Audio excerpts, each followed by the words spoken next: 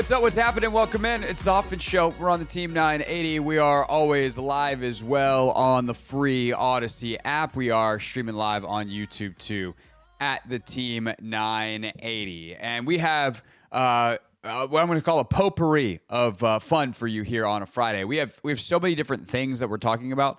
There's no through line other than some days you come in and like we certainly have an A topic. We have the Capitals, which we'll talk about in just a moment. We have the NBA playoffs, which we'll talk about, including what Draymond had to say after last night's game with Clinton Yates coming up at 4:30. We also have on the show today some preview of the Commanders rookie camp this weekend, including a chat with Jaylin Lane's special teams coach from Virginia Tech, also coached some offense. So we'll talk to Stu Holt, who's a fun character, coming up in a little bit. So it's a whole lot of different stuff to get you set for the weekend here on a Friday edition of the Hoffman Show. So sit back, relax, and everybody, let's enjoy the ride. We start our ride, though, last night at Capital One Arena, where this went down. Ball with 12 seconds left. Picked up now. They're chanting Thompson's initials into the closing moments. 5 seconds left. Puck out of the zone, and that is going to do it. Good morning, good afternoon, and good night, Carolina. We are all square heading to the Tar Heel State. Final score, Washington 3 and Carolina 1. That, of course, the legendary pipes of John Walton on the Capitals Radio Network over on 106.7 The Fan.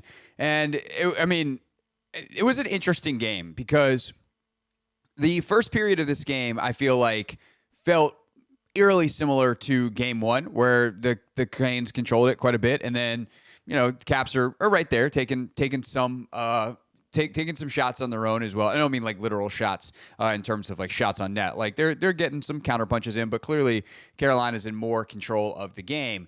And they get out of that period unscathed. They come back. They start on the power play in the second period, get the goal, go up 1-0. And then the tide just totally turned. Like it just felt like from that point forward that the Capitals really controlled the game. Obviously, things are tight late until Wilson's able to knock home the empty netter. But you just have a completely different feel. And it goes back to the question that I asked Greg Wyshynski on Wednesday coming out of Game 1 and that I asked Joe B yesterday going into Game 2 of, is it possible for a team like Carolina, who has such a distinct style, has such a personality, has such a flavor, has such a methodology, has such a schematic identity? That's really the word I was searching for. Anthony, that was so many words to get to the word identity. No, I was. Yes. Thanks for confirming. So way too many words.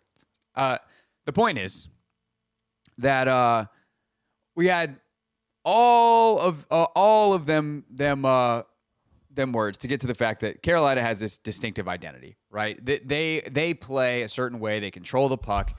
They dictate play. They dictate pace. They dictate everything. Except for what if they didn't?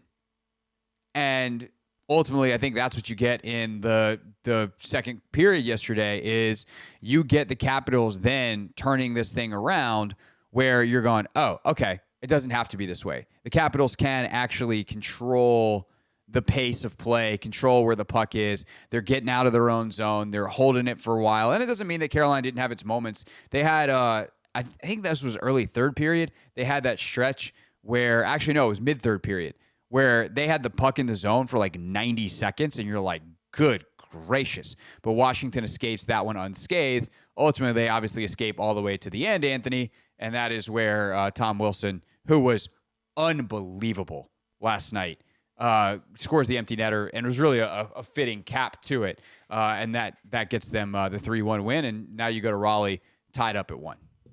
Yeah, Tom Wilson had his fingerprints all over the game. He out there blocking shots, out there, setting the tone, getting a couple of hits in, and then he also puts the icing on the cake with the third and final goal.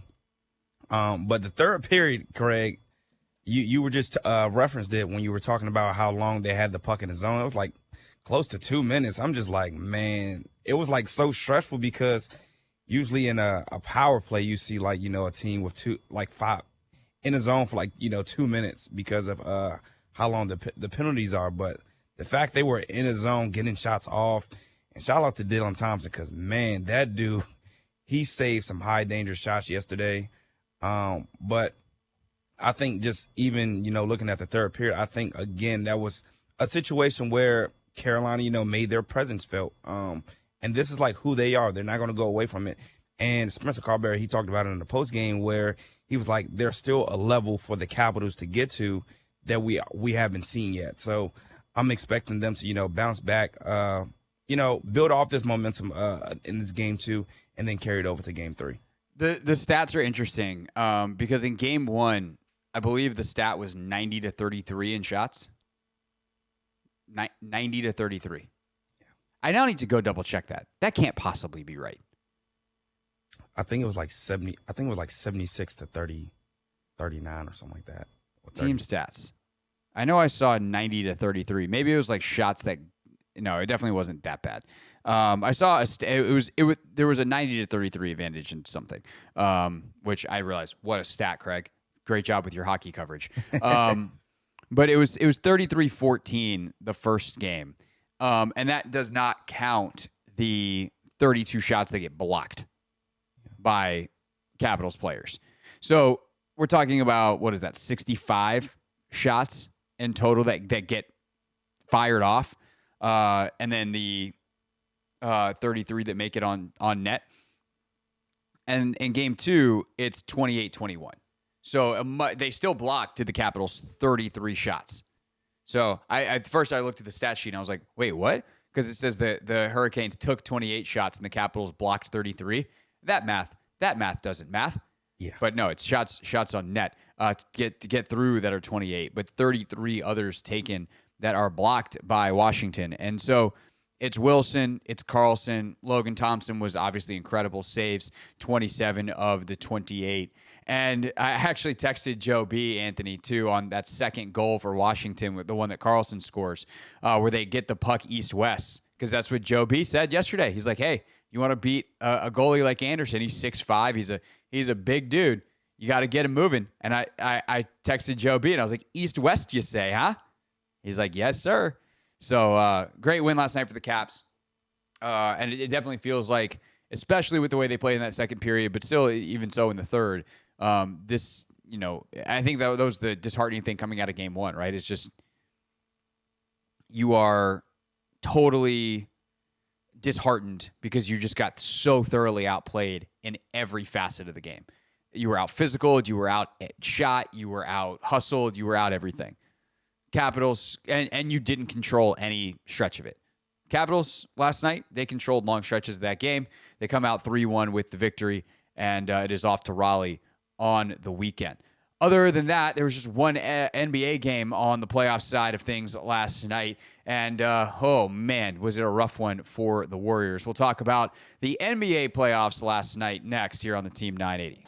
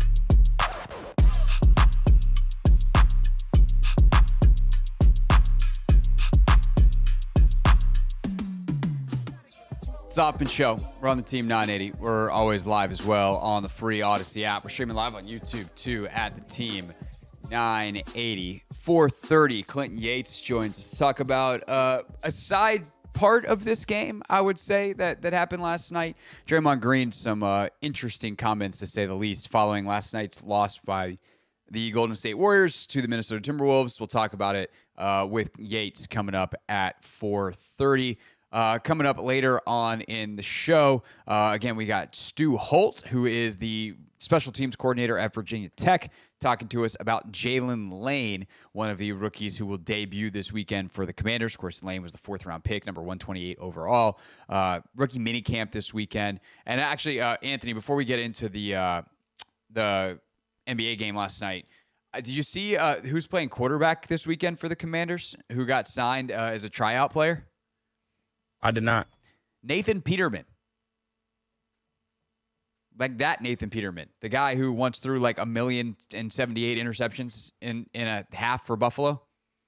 Yeah, I was thinking like Buffalo quarterback.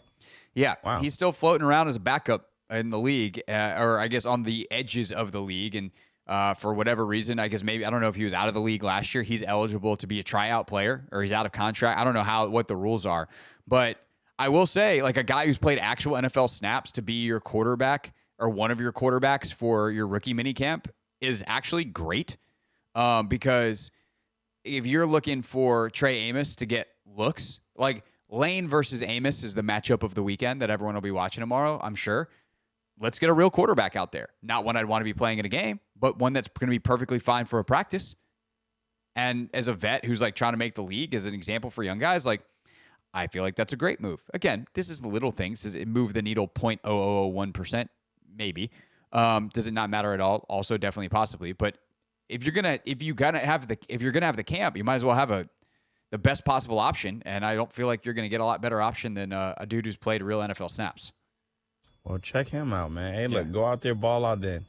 Iron sharpens iron. Let's get it. I don't know if Nathan Peterman's iron, but in like a rookie setting, I feel bad. Poor Nathan Peterman might be driving around right now, being like, I wish they'd stop talking about me. My guy Tony, as in Tony Squares, my co-host for my digital show and my partner in crime on the internet, he does an annual quarterback rankings. Anthony, we talked about this on the show a couple weeks ago, and the worst quarterback in the league every year, he calls the Nathan Peterman Award. Oh, wow. Yeah. That's not good company, I would No, say. it's not ideal. So the annual winner, I'm trying to remember now. Hold on. Who was the Nathan Peterman Award winner this year? Hold on. Because he has the worst starter in the league, which is another funny name. Levis? No. Levis might have been the other guy. The Andy Dalton Award is who he gives to, like, hey, you're the worst start. Like, if you're the 33rd quarterback on this list, you're the Andy Dalton Award. 32nd quarterback. So, ironically, this year, Andy Dalton was the 33rd quarterback on Tony's list. I didn't know he was still in the league. Yeah, he played in Carolina last year. Remember? Oh, yeah, he did. Yep. Yeah, and then he got in the wreck, and Bryce Young came back, and Bryce Young was actually good. And now it's like, oh, look at Bryce Young. This year, we did get to witness how the Nathan Peterman Award was won this year, Anthony, because the winner of the Nathan Peterman Award for the worst quarterback in the NFL, according to Tony Squares, it was Jake Haener. Saints, who played against the Commanders. Yeah. Didn't play Not much good. more. Previous winners include Brian Hoyer. Remember Bryce Perkins, UVA kid, I think it was, who played for the Rams? Jake Fromm, Kendall Hinton. Remember the Broncos receiver who had to play quarterback for one game because it was during COVID? Luke Falk in 2020, and Nathan Peterman won it in 2019 and 2018. Hence, he got the award named after him. And then E.J. Manuel. Andy Dalton was the worst starter in the league in 2020 and 2024, and is the first two-time winner of quarterback 32. That's how it became the Andy Dalton Award. That stinks. Yeah. So there you go. That's a brief detour into quarterback rankings for funsies, because Nathan Peterman's playing quarterback at the Commanders minicamp this weekend. Speaking of not putting the ball in the bucket, How about that for a transition, Anthony? I'll give it about a 7. Okay, I'll take it. Honestly, Friday afternoon. No one else is trying. Why should we? Just kidding, bosses. We're doing the best show we can. It took a long time for the Golden State Warriors to score last night, Anthony. It was the 7:04 mark of the first quarter before they put a bucket down. That is, in college basketball terms, past the first media timeout. We are at 12-minute quarters. That is almost 5 full minutes into the game. So every once in a while, you're watching a terrible college basketball game, and I do mean a terrible college basketball game, and you get to the under 16 media timeout, which they have on the men's side, and it's 12-0, and or 8-0, or whatever 0, and you're like, good God. That never happens in the NBA. It happened last night to the Warriors in a playoff game. And it happened to the Warriors last night in a playoff game where they did not have Steph Curry. And Steve Kerr tried something with his starting lineup that backfired heinously bad. And he knew it immediately.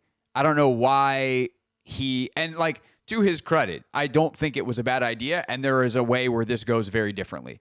But whatever he saw last night, he went, nope, that ain't going to work.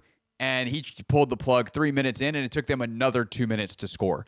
And that was, he started Quentin Post, the rookie. And Quentin Post, Anthony, played 3 minutes in this game and played no more. He played the first 3 minutes and never checked back into this basketball game. It took until, again, 7:04 in the first quarter for Jimmy Butler to knock down a 3. Butler made another 2 to make it 13-5 with 6 minutes to go. And it was not until where'd it go? Jonathan Kuminga at 3:19 in the first period made a little jumper in the lane to make it 20-7, which, by the way, is still a deficit you can come back from. Like, that's the thing. Teams get down early all the time in the NBA. The Warriors never did come back in this one. They just kind of played the Wolves even the rest of the final 3 quarters. It was a 3-point margin, 3-point margin, 4-point margin over the final 3 quarters. But it was until 3:19 in the first quarter before anybody besides Jimmy Butler made a basket for them. Like, that was a yikes, bro. Yeah, it was not a good showing for the Golden State Warriors. And again, I said it yesterday, Buddy Hield, he was going to be in the Timberwolves scouting report. Like, we got to shut this guy down. And that's what Anthony Edwards said. Let's take Buddy out of the game and let's see what they can do. And they struggled. I would like to see Jimmy Butler be a little bit more aggressive, though. 13 shot attempts. I don't think it's going to get it done. Also, I expect to see Jonathan Kuminga a little bit more. He went 8 for 8. He was the one that was out there competing, trying to score, and was scoring. Again, everybody's going to, make adjustments. We'll see how the Warriors adjust. I would assume Steph Curry's probably not going to be ready for Game 3. He's not getting reevaluated until before Game 5. So. Oh, well, yeah. So they're going to have to, figure something out. But the Timberwolves did what they were supposed to do. Come out here, even up the field on their home court. And we saw Anthony Edwards. We saw the others chipping as well. It wasn't just him. But that's a talented team over there, and they play like they were. 88 points, first game, not going to cut it. Yeah, the 117, the output, and that's with a stretch there in the middle of the game where Anthony Edwards is out, left with an ankle injury. He looks like he's okay. He says he's going to play in Game 3. Edwards, 20 points, 9 rebounds, 5 assists, 3 steals. Much more active. Julius Randle, 24 points in the win. And the thing is, like, I know we talk about Golden State a lot more, but I think it's in this particular series, it's because or right now, it's because, like, if Minnesota just plays their game, they're good. Naz Reid was really aggressive when he came in, got up a bunch of threes early and played really well. DiVincenzo was all over the place. He had 3 offensive rebounds, and he actually wound up with just the 3. There's only 3 rebounds of the game in 26 minutes, but they were like within the first 5 minutes, he got 3 offensive rebounds. But I think, Podziemski missed a ton of shots early. They have to get better shooting from him. He actually wound up playing a pretty decent all-around game, 11.6 assists. He's the only Warrior that was plus in the plus-minus. But that cold start was in part because he's chucking up some bad shots.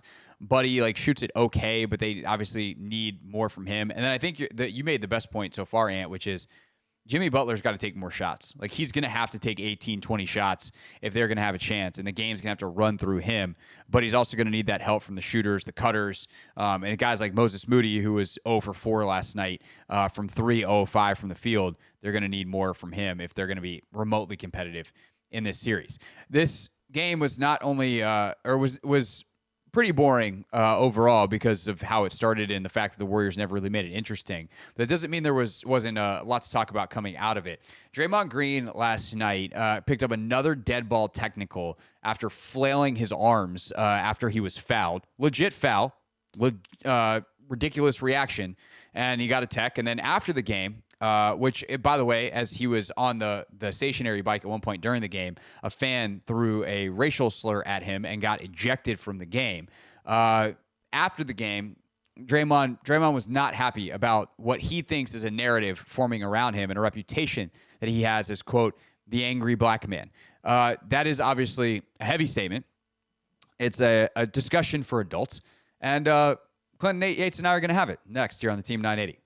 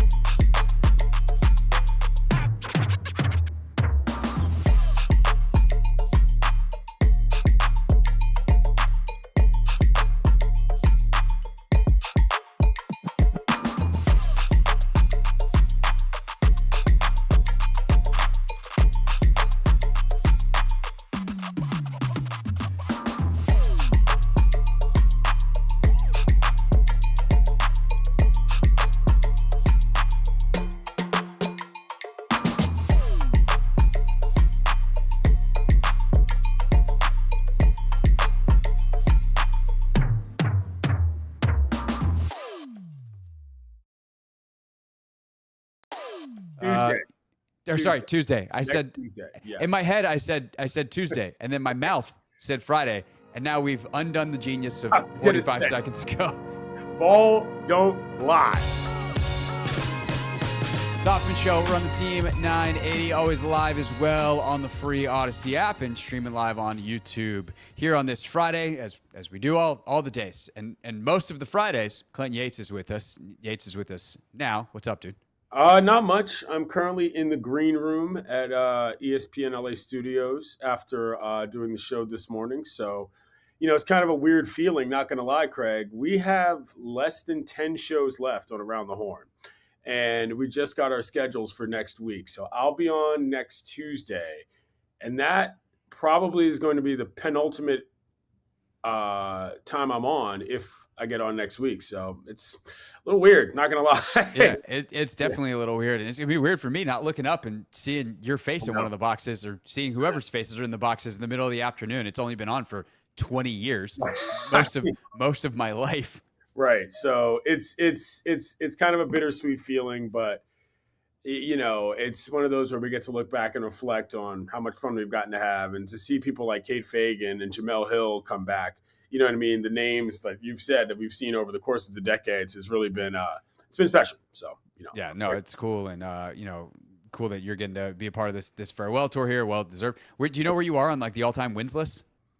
I don't, but I do know that I mean, my claim to fame in this regard is having been on for what will be 8 years. The show was only on 23, and 8 of them is more than a third. So, that's sort of more so where I look at it as, because I still sort of feel like I was new. You know what I mean? And then realize, no, there's a lot of people that have come and gone. So when I first got there, though, I was only the 31st ever panelist, and that was including 10 people that had done one-offs. So wow. Things have grown a lot quickly towards the end there, but yeah, it's a pretty special experience. No doubt. Clinton, of course, will continue doing his radio show, so you can catch him there.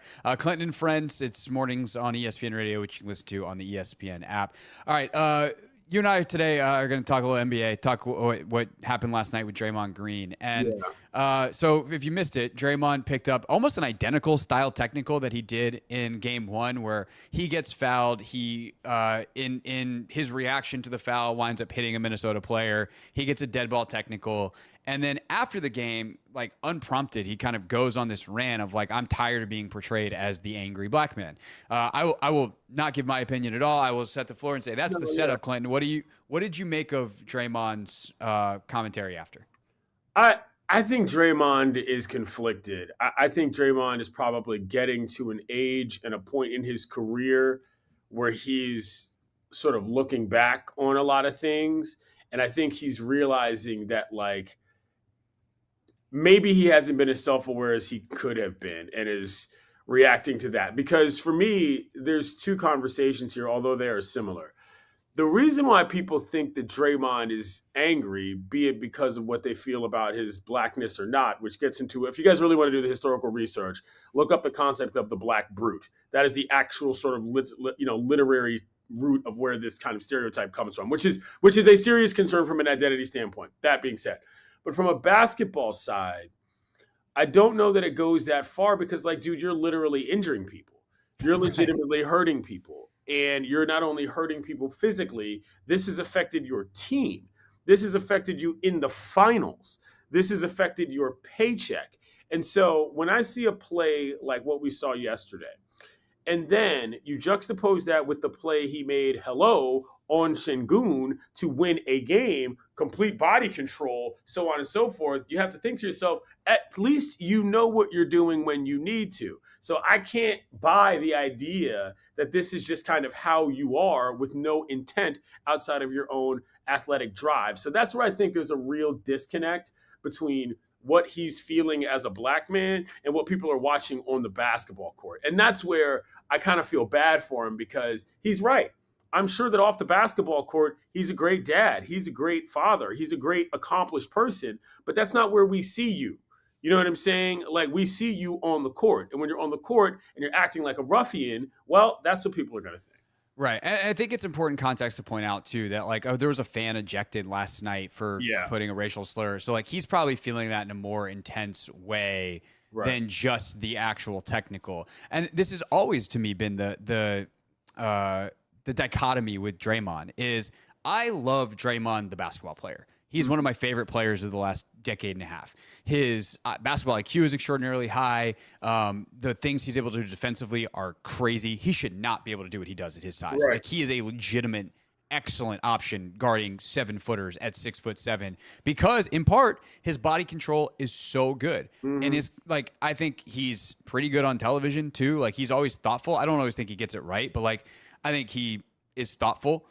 But then he has these moments where he just like loses it. And it's like, yeah, Draymond, are there people that probably think about you as the angry black man? Absolutely. And I think Draymond's also someone who's so animated when he talks that if you muted him, you wouldn't know whether he's yelling at someone or telling them that he loves them. And so there's like there's that thing where like sometimes he's having a perfectly fine discussion and it looks like he's going crazy and the crowd's doing the technical thing.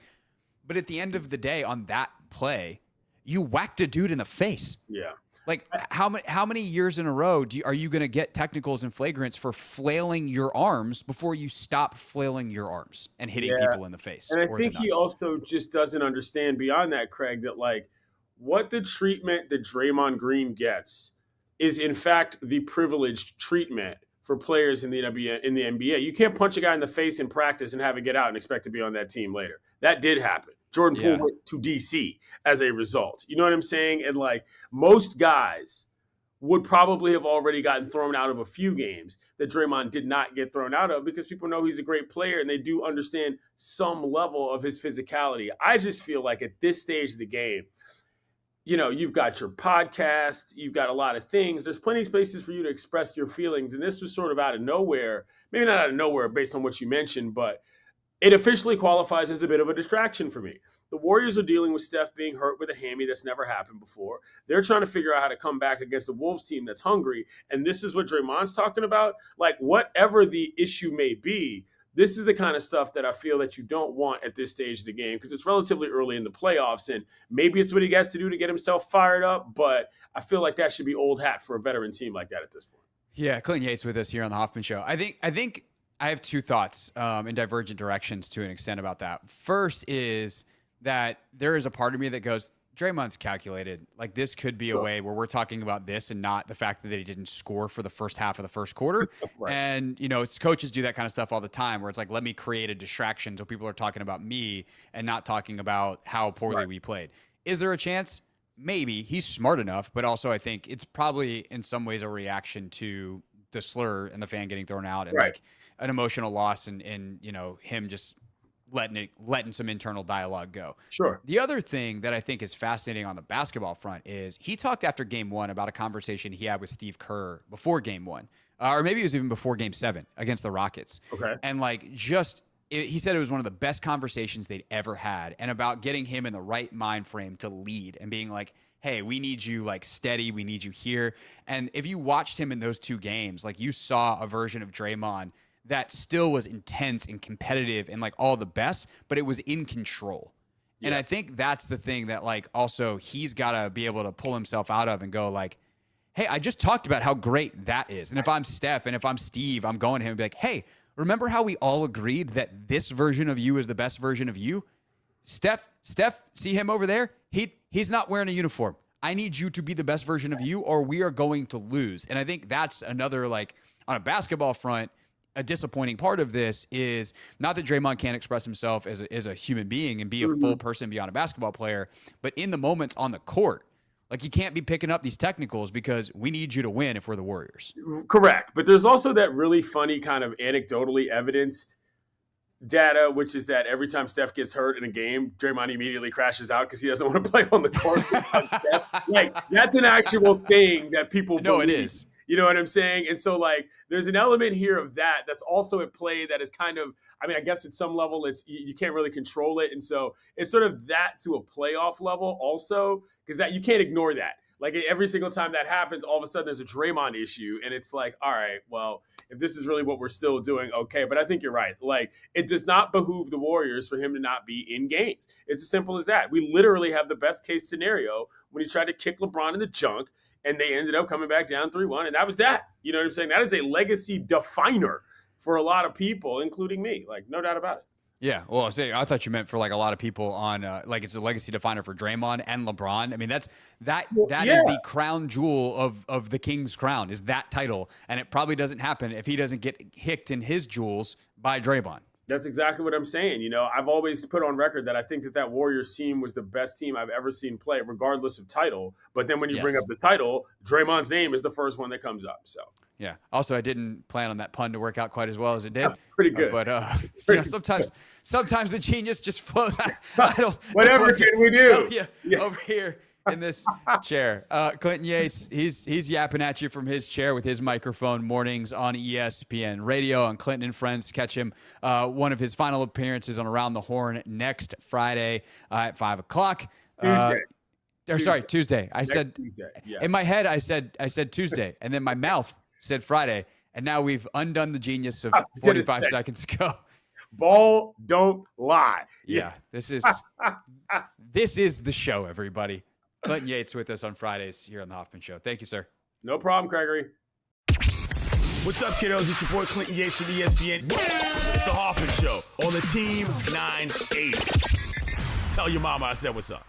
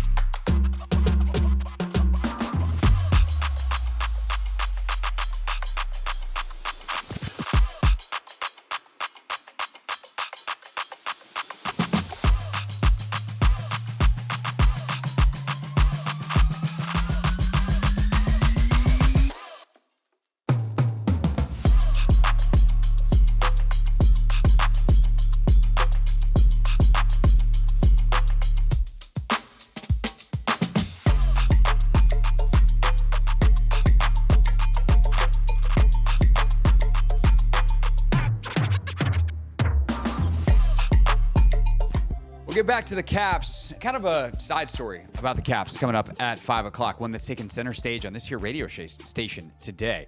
But coming up at 5:15, we talk to the director of the new docuseries on ESPN. Coming up at, I can't keep track of everything, Anthony, the order of everything. There's too many things. There's so many things on the show today, so many people. 6 o'clock, me and Logan preview Commanders rookie camp. And then we talked to one of the rookies' former coaches coming up at 6:15. Right now, though, Anthony, it's time for the weekend preview, brought to you by. It's brought to us by somebody? No, it's unless there's a change that I'm unaware of. It's still brought to you by nobody. Yeah, I think so too. This is a real thing, Anthony. I did have someone reach out on Instagram that was like a local business that was interested in sponsoring. And I was like, let me know if you want me to connect you to the sales team. If I was in charge, would unilaterally say, yes, you have won the game because you get the show. Hey, even if it's just for a week, your name here. But I can't make that decision unilaterally. I would get in a lot of trouble if I gave away free advertising. So I can't do that. But to the person, you know who you are. I'm pretty sure I DM'd you back, and you haven't DM'd me back yet. But if you're interested in sponsoring the weekend preview, which is currently brought to you by Anthony. Nobody. You can hit me on Instagram at Hoffman.sports, or you can use the contact page at HoffmanShow.com, and you can send us an email there. We'll take your money as a company. I don't know that I'll see any of it, but hopefully I do. And if I do, Anthony, I'll give you $1. Say no more. All right. Weekend preview. Nationals this weekend. They are at home against the St. Louis Cardinals. The weather's been all over the place this week. So if you're looking to go to games, good news is Saturday and Sunday are supposed to be absolutely gorgeous. It's a little crappy tonight, but go out there, have yourself a time. Tomorrow, Anthony, nice little high of 72, sunny. It's gonna be kind of cool in the morning, which is great because I'm doing a track workout tomorrow morning. Actually for track workouts, I kind of like it when it's hot. I don't need to have to warm up too much. Not that I'm not going to warm up because I'm old now. Like literally, Anthony, I'm leading a track workout tomorrow morning, and I'm gonna look at all my people. I'm gonna go, all right, guys. I don't know the last time y'all ran full speed. I know we're all athletes and this is a very fit group of people, to be clear. But like all the things they train for are not sprints. So I'm gonna be like, look, I don't know the last time you sprinted. And you might not know the last time you sprinted either. And that should tell you something. That today is probably not going to be the day that you sprint. You can get close. You can run. You can push it a little bit. But when you really try to start grinding, that's when your hamstring is going to be really mad at you. And you know what we're not going to do? We're not going to pull a hamstring. So, given that most of us here are on the wrong side of 30, no hamstrings on 3. 1, 2, 3. No hamstrings. Is this a preview of your pep talk? Yeah, that's what it turned into, Anthony. Okay. Nice. I hope you deliver it tomorrow. At that point, if they pull a hamstring, that's on them. I'll eat a proper warm up. We'll do the best we can. And then I've told him, hey, don't pull a hamstring the dumb way. If God's got different visions for your hamstring tomorrow, then that's on between you and God. Anyway, the point is the weather's going to be nice. Go to the Nationals game on Saturday or Sunday.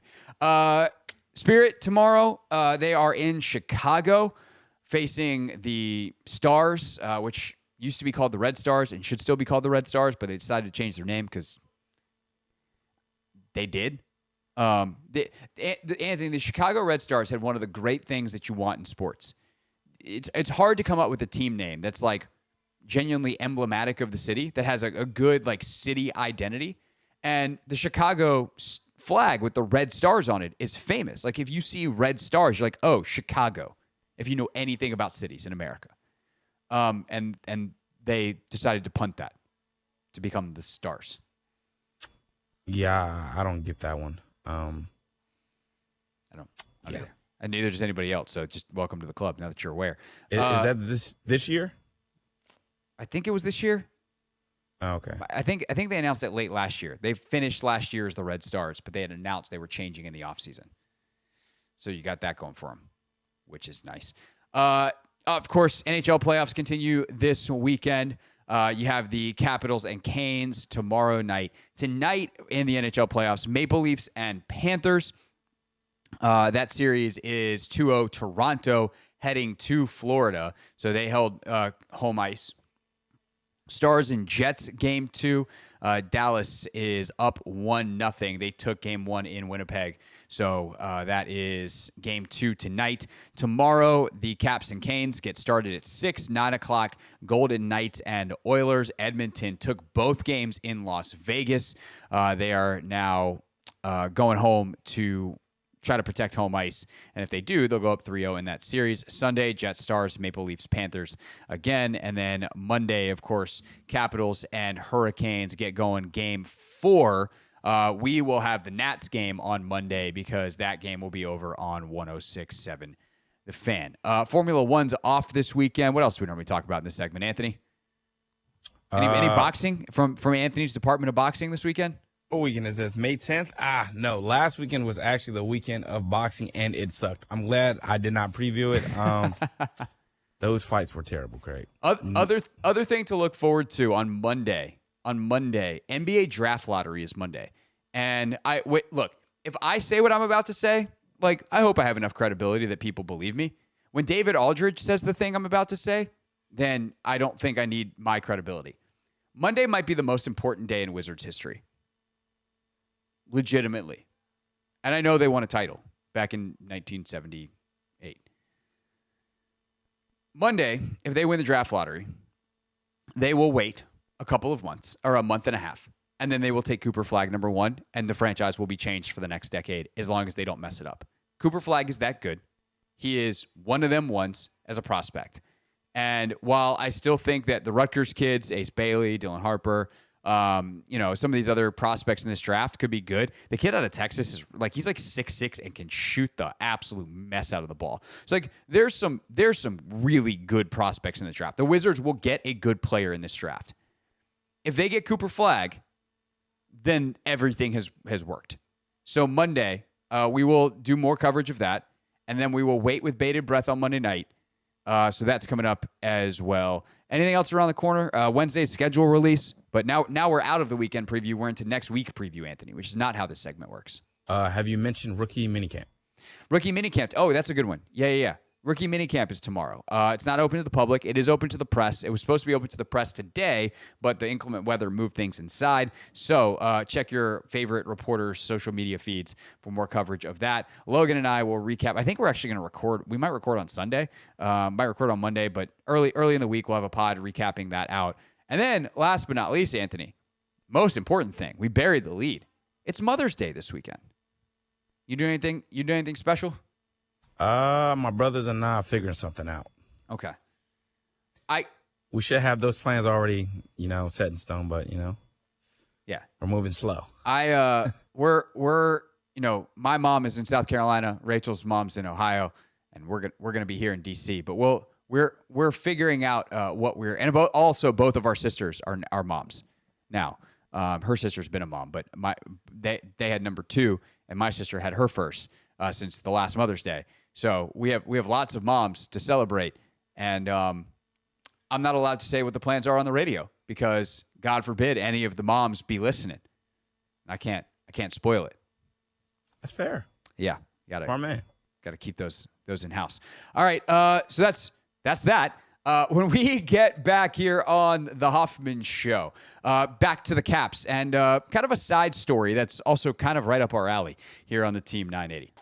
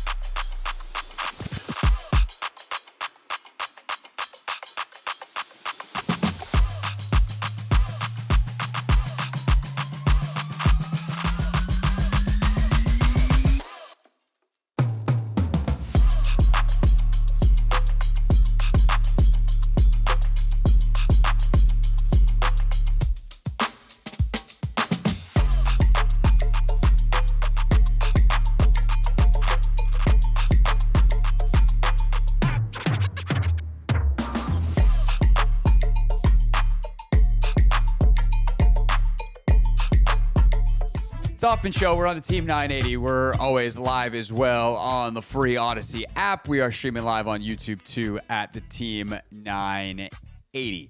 A little bit different slant today to Not My Beat. We don't have a guest on to talk about the biggest story. We're going to talk about something that is kind of the local versus the national push here amongst one of the local teams. I'll get more direct than that as opposed to being hypothetical and trying to set this up.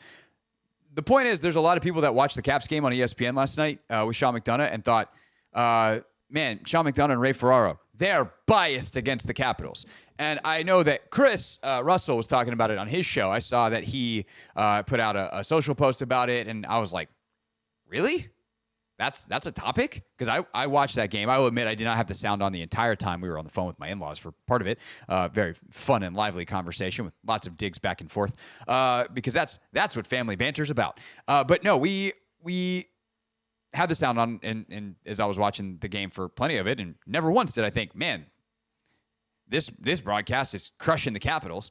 But I was like, I don't know. Maybe I wasn't as locked in. Maybe I was distracted. Maybe I don't know. Maybe I am biased towards Sean McDonough because, Anthony, where did Sean McDonough go to school? He went to the one and only Syracuse University. Yeah, perhaps because he's a member of the Mafia, the Newhouse Mafia, the Syracuse University broadcast Mafia. I'm just, Sean's great. Maybe. But then I clicked on Chris's social post, Anthony, and all the replies were like, oh, he was terrible. They're so biased. Ferraro sucks too. And I was like, damn. We had Sean on the show last week. Thought he was great. He said really nice things about being here in D.C. and how much he loves being at Capital One Arena and Caps fans. And so I was like, dang. And then I saw that Sean had actually been on Kevin Sheehan's show earlier today. And Anthony, lo and behold, not only is he on Kevin's show, Kevin asked him about this very thing. And so here's McDonough earlier in the day with Sheehan talking about the idea of whether or not the broadcast was biased. The Caps were dominated in game one. The score didn't reflect that. And then in the first period last night, it felt like an extension. More of the same. You know, we were on for a lot of those Montreal games, and I think if they watched our telecast instead of Joe and Locker, and they made a good choice to watch Joe and Locker, you know, they wouldn't have felt like we were biased. You know, if anything, when the home team does well, and you're like you played the call of the John Carlson goal last night, I certainly yelled more loudly than I would have if the other team scored because you're yelling over the home crowd. So. Yeah. I also don't. It's another reason why I don't have social media because I just don't pay any attention to that. I don't care who wins. I really don't. And I'd have no reason to be biased in favor of Carolina and against Washington. You know, I don't. Especially since Carolina's positioning for you is even worse than Washington. It's even worse. Right. And and quite frankly, I mean, if you're going to say, well, what would you like to see going forward? You know, Carolina plays a style that doesn't always translate to very exciting TV. You know, they play that grinded out, low scoring defensive game. It's not an up and down game, as we've seen in these first two games. So, I mean, if anything, you'd want the team that has a better chance to go up and down to be successful. But I honestly don't care, and it's just, your hometown announcers are going to be more skewed toward your home team when you watch them because that's what they should be doing. Ladies and gentlemen, I don't have a whole lot to add to what Sean McDonough just said. I would just like to reemphasize the final point that he made. If you think that the ESPN broadcast is biased towards Carolina, it is probably because you spend most of your sports watching life, especially for, I feel like this is worse in the NBA and the NHL. It happens less in the NFL, although everyone thinks Joe Buck hates their team. It's like a long running bit. But I think that for the most part, this happens, say, for the NHL, where if you are a diehard Caps fan that you watch for even 30 games a year, nevertheless 40, 50, 60, 70, you watch all 82. You're watching 70 of those games, if you're watching 82, on Monumental Sports Network. Like even a lot of the national TV games are the way the NHL TV broadcast is, or the TV contract is, those games are on Monumental too, and you'd rather just watch Joe B. And like, why wouldn't you watch Joe B? and Locker. Those guys are awesome. Joe B has called national games. Like he is one of the best hockey announcers in the game. And so if you can have a broadcast that not only has the institutional knowledge of I watch this team every night and have for 30 years, combined with Joe's skill, combined with the fact that the goal of the broadcast is to talk more about the Capitals because it's the Capitals broadcast. Capitals fans are watching. And then you go to a national broadcast and you are used to that, a professional grade. And it's one thing if like there are some other announced teams in local sports that are very clearly biased towards their team. Like where you're like, oh, okay, y'all are some homers. And fans don't really want homers either. That's the other thing.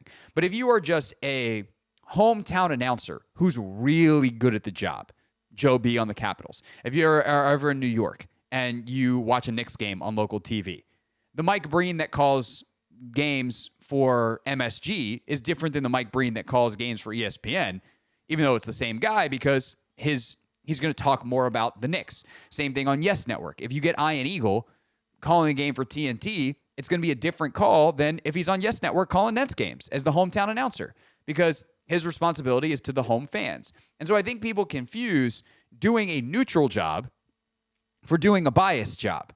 They're very different. They're very, very different. And I personally do not find the broadcast on ESPN upsetting, biased, bad. Like, I think Sean's great.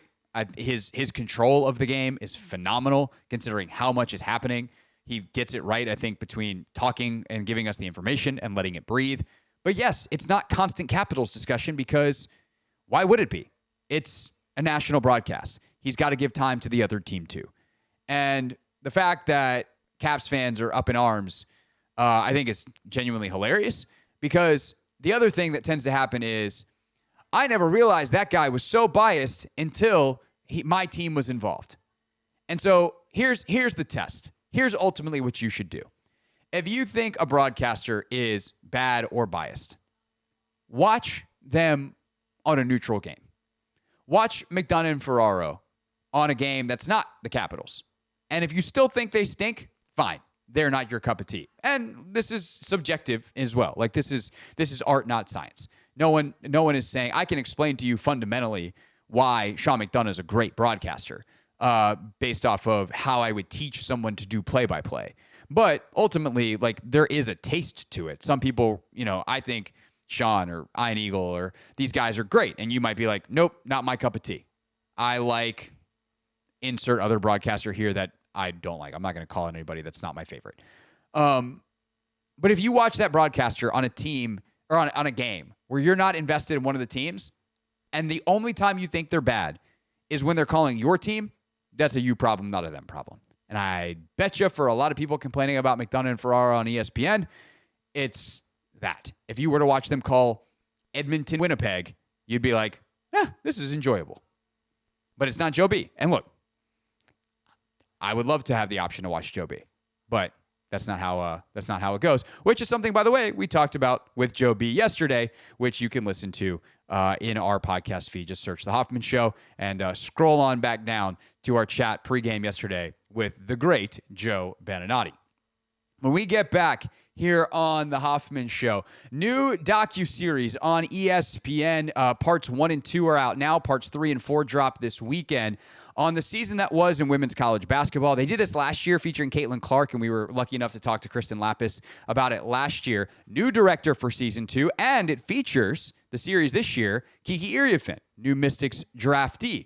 So we'll talk to the director of season 2 of Full Court Press next here on The Hoffman Show.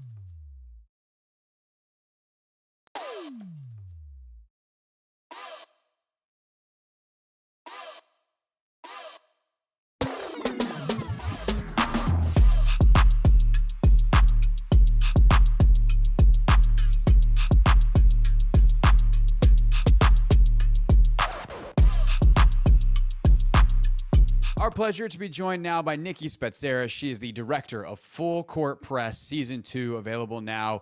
Episodes 3 and 4 coming out this weekend on ESPN+. And Nikki, it's great to have you. We talked to Kristen about Season 1 last year, and this year we have a Washington Mystic that was featured. Is Kiki Ariafin finished her career at USC, as you documented, and then wound up here in D.C. I want to start a little broader and just ask you about what it was like to cover the 3 programs you did. It's Flau'jae Johnson at LSU, it's Hannah Hidalgo at Notre Dame, and it's Kiki at USC. And I feel like they're 3 great programs with 3 great coaches, but are all very distinct and different in kind of how the program is and how the programs are built. So what was it like to cover, LSU, this traditional college town style program, Notre Dame with Niele and the dynamic energy she brings, and then Lindsey Gottlieb, kind of this coach's coach at USC. They're right there in the middle of LA. Yeah, you bring up a great point. I think that covering 3 different programs, 3 different coaches, 3 different athletes is you can't approach every scenario the same way. So I think, while maybe Coach Gottlieb let us into the locker room right away, let us mic her at practice, we had to build that trust a little bit more with Coach Mulkey. And we got that access eventually, but we kind of had to, take baby steps and, there's more protocols at LSU. There's more rules set in place. They've been, kind of the top of the women's game the last many years. And the last years Kim Mulkey has been there. And I think with Coach Gottlieb, she's excited to get more eyes on the program. And that is kind of a new thing, right? So I think, just how we approach building that trust and even filming on the ground was different. And then obviously their personalities come across differently on camera, and how they run practices, how they run their locker rooms. All that stuff was really interesting to watch. I do want to spend as much of our time as we can on Kiki, as she's here in DC now. But we also have Sonia Citron, who obviously is going to be a supporting character on some way to Hannah Hidalgo's story. What did you notice about Sonia in your time around the Notre Dame program? And talking to people there, they love her. Niele was so complimentary, and all of her teammates. So I'm guessing you're going to have probably good things to say about Sonia, because if not, you'd be the first person I ever met who didn't. But what did you notice about Sonia Citron in your time around the Notre Dame program? To be honest, we didn't talk to her that much, but we were there for a lot of games and practices. And, personally, I found Notre Dame to be one of the most exciting teams to watch, particularly in the beginning of the season. Obviously, they had that big win against USC and then UConn. But yeah, Sonia, they had the star-powered team with Hannah and Olivia. Maybe Sonia didn't get as much recognition as she should have, but she was right up there every game, hitting threes, getting steals, and super fun to watch. And I can't wait to watch her next season in the W. Yeah, for sure. We're excited to have her here in DC. So for Kiki, you're around her for 5 seconds. You're like, this is a dynamic superstar of a person. It doesn't take long. So I'm sure you knew some about her to pick her as one of the featured athletes to begin with. But as you get around Kiki Ariafin, what starts to stand out to you that I was just put it there. What stands out to you about her as you're initially getting to know her? Yeah, she has such poise and grace. She's so articulate. She's so thoughtful. Really, she makes, for people like you and I, our jobs easy.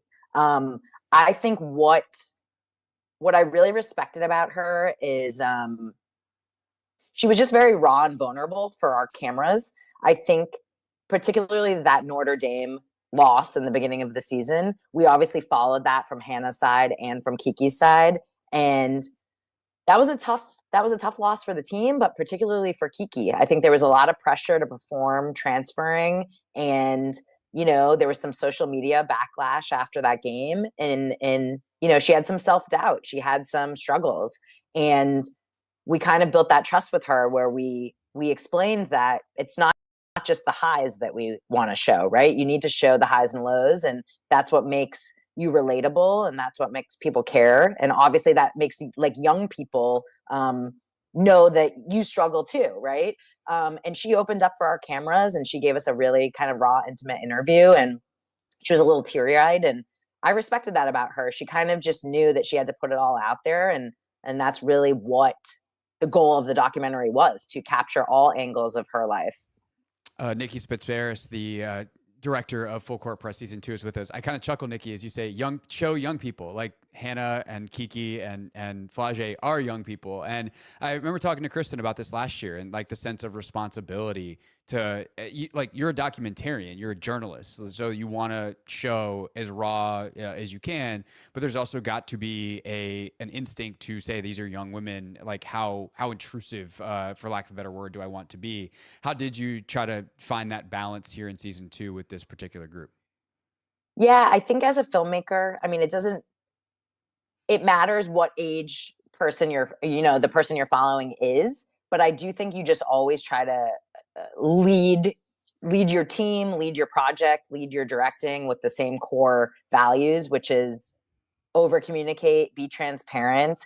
I think if we knew we wanted to have a tough conversation on camera, we wouldn't just ask that on camera. We're not trying to have the got you moments. We would, and some of our producers that were with the women day in and day out, they were really friendly with the parents and with the siblings. And, you kind of just immerse yourself in their world and build that trust little by little. But I do think you just try to say why you think a particular conversation or scene is important to the story and really talk that out. And I think all the women bought in, even when it was difficult things to talk about. You mentioned their personality starting to shine through, and I could tell even in episode 1, right? Flage, her camera awareness is very much there. She's a performer. Like, for those that don't know, Flage Johnson, the LSU point guard, also a very successful rap career, like real, not like athlete doing rap. Like, she is an actual artist, and thus that performer, I feel like, comes through. Hannah's fire, bite, competitiveness, whatever word you want to use, like I feel like that comes through, and this genuineness from Kiki comes through as well. How did you try to maybe lean into those personalities at times, but also make sure that you don't box them in and present them as singular characters versus the dynamic young people that they are? Yeah, I really think making a series, that is the hardship, is you have to keep kind of taking a step back to think, how are these stories working together? Are we giving fair airtime and important story, and then the arc through the 4 episodes, right? Like, if we tell the story about Kiki, in episode 1 and 2 having this hard loss, then how did she build from that, right? So I think just really we're always talking, we're always thinking, we're always talking to the athletes. I think that. And you just let them be them. Flage gives an interview in the last episode where she's really, I think it's her best interview of the series. She's so raw and real. But one of my favorite parts is in the middle of the interview, she's at her family's home and her little brothers are running around. And typically you want a quiet interview. But we were like, you know what? This is her. This is her life. Let's just let her brothers run around. Let's let it be hectic. And in the middle of the interview, she literally screams to her brothers, like, stop running around, I'm doing an interview. And it kind of breaks that third wall, but it also is hilarious, and it's her. So we did try to just let them be them and capture that. What was your favorite moment with Kiki in the series? Oh, wow. Oh, the draft night stuff with Kiki was really special. You'll see that in episode 4. She represented her culture with this Nigerian designer. Her mom was there. She had her whole glam squad. And it was really cool to be behind the scenes with her and her family for, such a momentous night and a dream come true for her. Yeah, I was very excited, obviously, for being in DC, considering that's where she wound up, getting to see that at the end. Last thing I'll ask you is, because I believe I talked about this with Lindsay. We had Coach Gottlieb on the show after Kiki got drafted. But the moment where Juju goes down and kind of the conversations that happen between Lindsay and Kiki and the team in the aftermath of that. What were those moments like? Because that's as hard of a moment as you can have in sports. It's a human moment, not just a sports moment. But the way Kiki responded on the floor was unbelievable. So what was that moment like to wrap us up here? Oh my goodness. I mean, obviously our feelings are with Juju and that team. But yeah, on the ground, I mean, you're starting to call your producers and your camera people, and you're trying to figure out, okay, what do we follow? I know this is difficult, but we need to talk to coach after. We need to talk to Kiki after.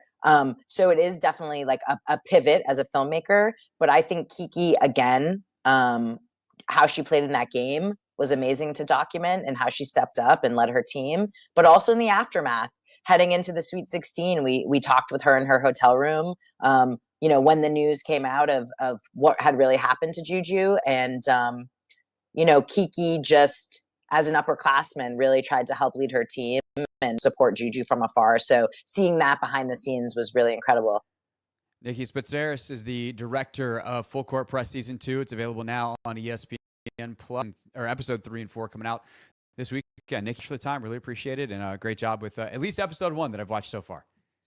Thank you so much. Appreciate it. All right, that's Nikki Spitzeris with us here on the Hoffman Show. When we get back, there was nearly another trade on draft night for the NFL between Adam Peters and Howie Roseman. Of course, a pretty infamous one last year, but it didn't go down this time. Why? We now have the behind-the-scenes audio, and Adam Peters talking about it in an interview. So we'll get to that next here on the Team 980.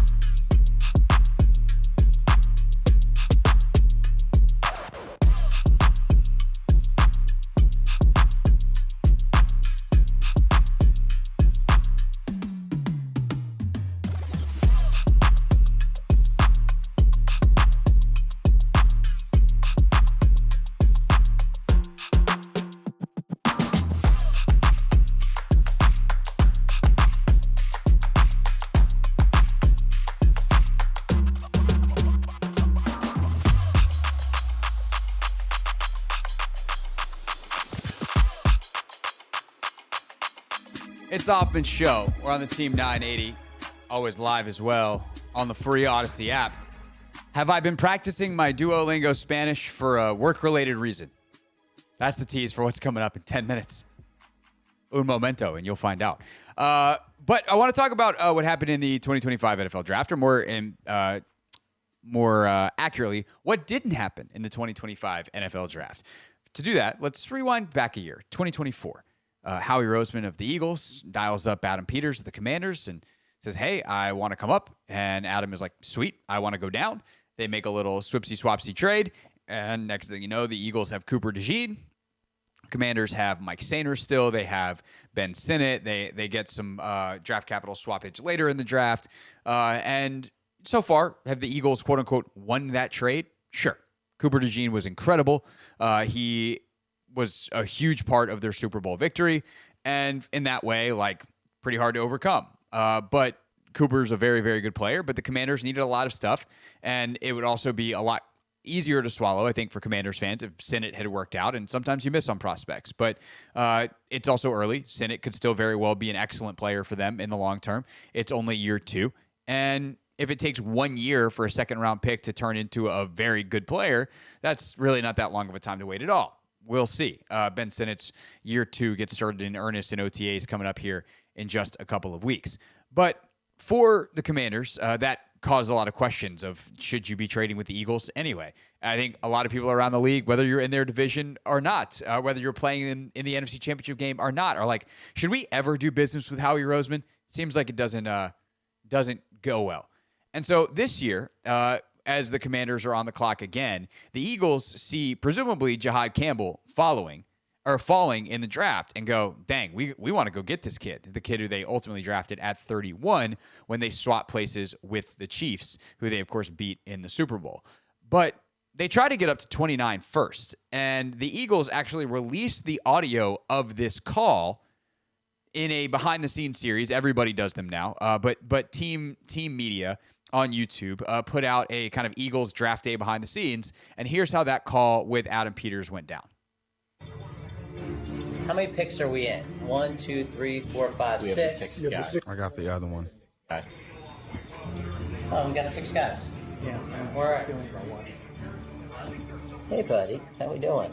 Pause, Anthony, if we can. Yeah, it's a tradition. I love Howie Roseman. Just, hey, you know you're up to no good when you lead with the, hey, buddy. Hey, buddy. Hey, buddy. How we doing? Yeah, it's a tradition. I feel like we should keep it keeping trades. Any interest in a small move back? Let's see. So there's an in-division tax. You really didn't want to do a trade with me. With the 29th pick in the 2025 NFL Draft, the Washington Commanders select Josh Connerly Jr. Here we go. Tackle, Oregon. Still okay. Connerly. It's a great pick. Yep. So that's how it sounded in the Eagles war room. It doesn't sound like, because it has been made out at times, I think, that the Commanders took the Eagles guy. I don't think that's what happened. I think Campbell was their guy. But from one, we hope, great GM to another, and really, Howie Roseman's already got his Super Bowl trophies. We know he's a great GM, but looks like Adam Peters is pretty darn good at this too. It's kind of a hat tip from Howie to be like, hey, man, great pick. If I'm Adam, and I wonder why, like, of course, in-division tax, that is a thing, right? And while I think that can be confusing, because I know some of you guys have listened to me and argued with me before, whether it's online or on the phones, about you should never trade within your division. It's like, well, if you could make it worth your while. And last year, the Commanders got a bunch of picks back for the Eagles moving up. They made it worth their while. They did pick swaps and they did other stuff too. So it wasn't, like a 3-for-1, but I think the Commanders picked up a pick in that trade, which is really valuable. Part of the reason you're seeing all these pick swaps for late round trades is teams don't want to give up the actual pick. Or a number of pick, right? If everything's a lottery ticket, you don't want to give up a lottery ticket, even if your lottery ticket by moving down in a round might come with worse odds. You'd rather do that and have the points, they have all these trade charts, have the points work out that way than, oh, I gave you a pick, even if it's a 7th rounder. Teams are much more likely to do the pick swap deal. And so, yes, you have to consider what is this going to do for a team that I'm going to face twice a year. And if you're Washington now at this point, after what you did last year, you're hoping 3 times a year. You're hoping you see Philly again in the playoffs, and this time you can beat them. And you know that you have to go through that team. So for Washington this year, they loved Connerly. It was going to take a lot to move them off that spot. They wanted to stick and pick. And you're making the calculation, if you are Adam Peters, if we don't take him, and we've been sweating since 10, we thought that there was a chance the Bears could take Josh Connerly at 10. And we know that other teams are going to be calling around. We're getting towards the end of the first round. Tackle's really thin. We know Buffalo could look that direction, even though they're probably set at tackle. But what if they see him as a guard and they go that direction at 30, right after you? Or another team trades up. You know how he's fishing around. You know he's always looking for linemen. What if he wants Josh Connerly? And maybe Adam could have asked him, and like, who are you coming up for? We want Campbell. Okay, let's party.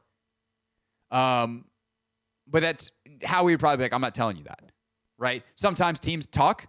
And hey, if this guy's still available at pick X, call me. We'll make a deal. We're coming up. In this particular case, because it's just a couple of picks and because they're division rivals, Adam was like, make it worth my time. Like this car is not for sale unless you offer me so much money that I can go buy another one. And that's kind of, I feel like, how they treated it. And Adam was actually on the Pat McAfee show earlier in the week and was asked about the intricacies of doing deals in division, which they did 2 last year. Remember, not only did they do the draft day trade, they did the Jahan Dotson trade as well, of doing trades with the Eagles specifically.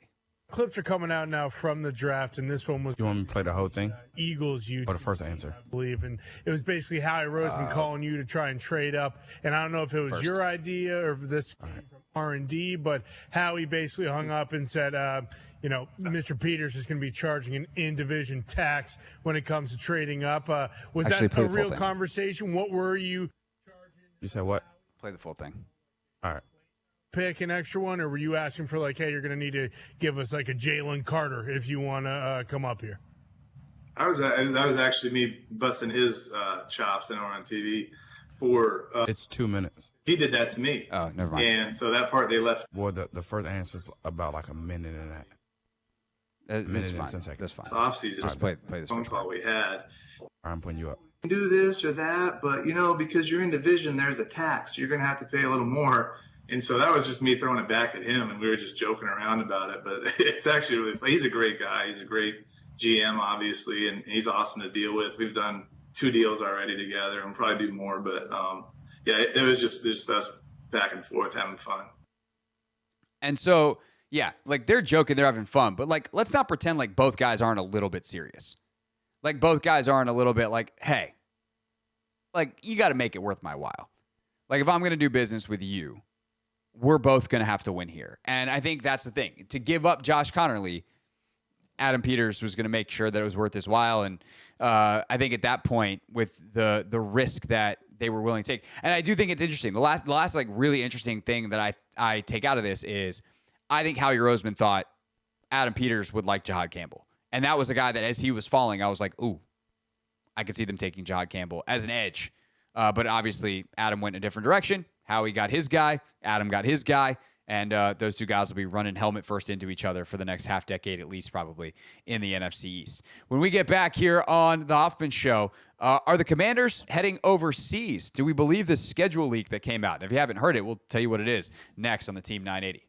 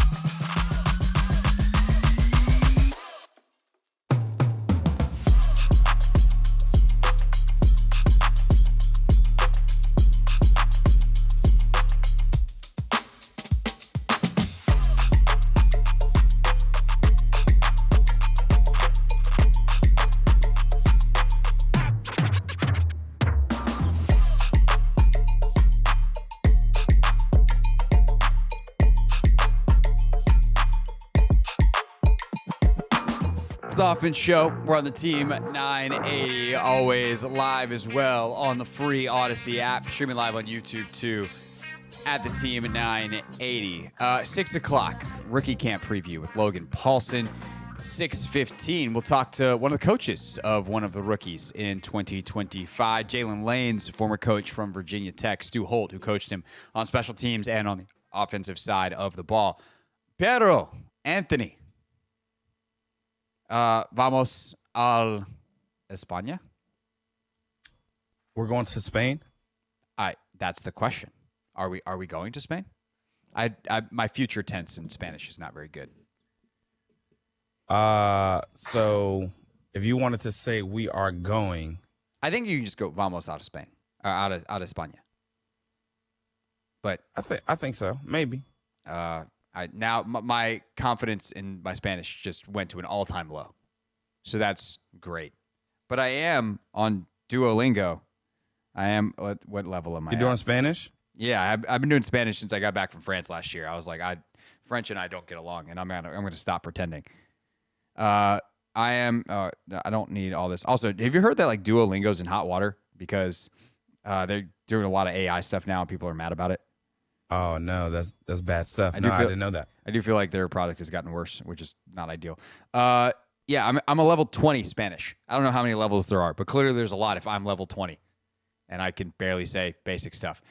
The point is, there's a report that came out from a TV station down in Miami. And the Dolphins are definitely playing in Week 11 in Madrid next year at the home of Real Madrid, of course, world-famous soccer team. The question is, who are they going to play? And the Commanders, I would assume, are very high on that list for the NFL. This is the first ever game in Spain. And if you put Jaden Daniels level talent there, people are going to be pretty excited. And the problem is for the NFL is like every Commanders game is kind of a barn burner this year. Like some of the worst games on the schedule are Commanders Giants. And it's like, oh, NFC East rivals for 100 years. What a terrible game. Especially if like Jackson Dart is playing and you have a rookie quarterback, which everybody loves. So figuring out like who the Commanders' primetime opponents are, I'm sure is one of the things that the NFL had to kind of figure out as they finalize the schedule ahead of Wednesday's release. And we will get more leaks and more official reports too. And not surprise me if Monday there's an official drop of all the international games. But the Commanders could open the season. They could open the season against the Eagles on Thursday night because obviously that would be a barn burner, bang up matchup. You've got the Friday night game, Chargers in Brazil. They could do that. They're on the list for the Dolphins in Madrid. And then you've got games like, do they just go play the Chiefs at Arrowhead on a Monday night or a Sunday night or whatever? But Anthony, if you could pick any of the internationals, and we'll open this up to pretend the Commanders could play in Germany, England, Spain, Brazil. That's where all the games are, right? I didn't miss one? I think that's all. I think that's all of them. Which one would you rather go to? All right, so I'm going to be selfish. One, because I'm going to Spain this summer, so I wouldn't choose Spain because I'm going there this summer. Well, that's fair. That's totally fair. Does Mexico count as South America? No, Mexico's in North America. Your geography teachers are really mad, but it is international if there's a because there is, I don't know if there's a Mexico game this year. I think there is. But like if you say Mexico is your trip, you can make it your trip, but that doesn't make it part of South America. No, well, I haven't been to South America yet. I haven't been to that continent yet. So okay. I'm going to Europe this summer. I've been to Africa. I've been to North America, obviously.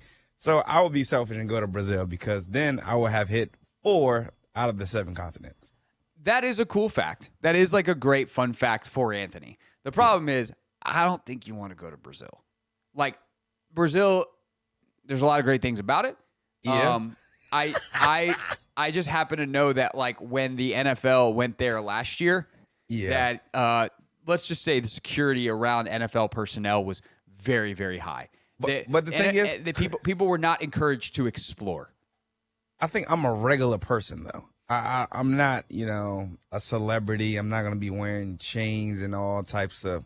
You're not. You have to be very careful of what colors you wear. Yeah, I would be mindful of that as well. And then, I think I would probably just, stay in a resort. I mean, I would go explore a little bit, but I would stay with my group. I would like to go to Brazil at a different time in my life. Okay. I was actually talking to a friend of mine who's done quite a bit of travel the other day, and she was telling me that we were talking about how there's no good red eyes, that like you're always stuck in a weird time, whatever. And she's like, actually going to South America is the best because it takes forever to get there because it's very far away, but you don't wind up changing time zones in the way you do when you go to Europe, or even if you cross North America, like east to west or west to east. And so you wind up like just having an 8-hour flight. You sleep as much as you can on the plane and you wake up and it's like the correct time. So that's positive to South America. Yeah, that ain't bad. I think that's where I would go though. Okay. Where are you going? Such a great question because Germany's very high on my list, and they've had the football for a couple of years now, and so they kind of they've got a good atmosphere. They know what they're doing. I know any German? What? Do you know any German? Very little. Rachel's Duolingo is currently set to German though. Oh wow! I know how to say 1, 2, 3. Eins, zwei, drei. I got like hello, Dankeschön. Yeah, no, that's about all I got. So I can say hello, thank you, and I'll let Rachel take care of everything else. Yeah. Also, they speak English in the parts that we'd probably be going to, especially if we're going to a bunch of NFL stuff. Madrid, like I haven't been to Madrid, so I would like to go. I would love to go to Spain. There's definitely a chance that I am going to go to Spain in the fall because we have friends that are getting married in Portugal, and so if we do a little trip ski before or after, Spain is an obvious place to go. But I do love London. I do love but 4 days I left London going, I don't want to leave London. I just want to live here. Now, it did help that it was my honeymoon and I didn't have to work, and it was like we ate in great restaurants and did things you do on your honeymoon. But I was like, this place is where I belong. So I might have to go back to London and try to get a job and then just not come back. Seems, based off my Spanish versus my English, seems like I got a better chance of that than I do going to Spain. A safer bet for sure. CC. All right, when we get back, Logan and I preview Commanders rookie camp going down this weekend.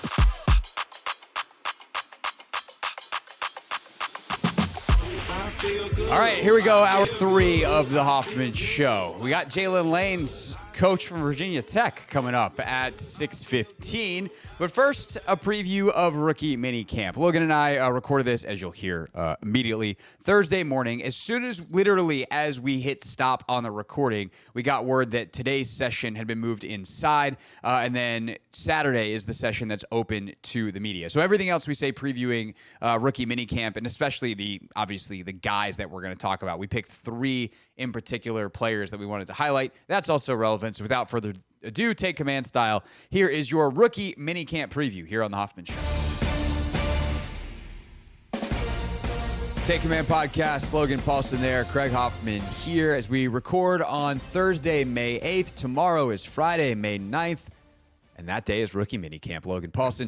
So we will be out in Ashburn. We will review that next week. We might mix up the schedule a little bit. Of course, still taking your mailbag questions, but we'll do a rookie mini camp review early next week as well. And then, of course, Mina Kimes is going to join us on Thursday. But going into this, obviously, we've talked plenty about the draftees, including on today's show, Logan. But there's also some UDFAs that we want to highlight. So we picked 3 off of the list.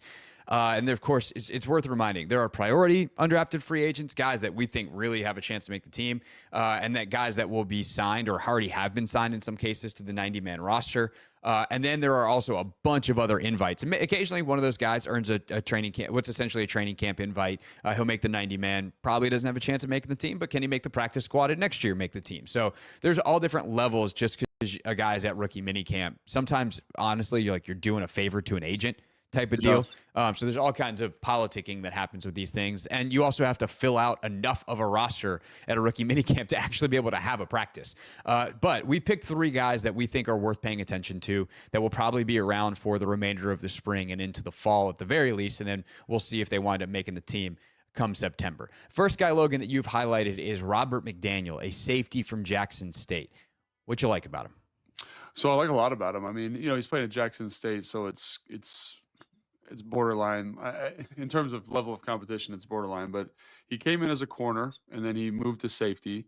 And then in that defense, the safety kind of plays overhang. So he's covering the slot, or he's also on the line of scrimmage, kind of like Jeremy Chin was last year, kind of in your odd front.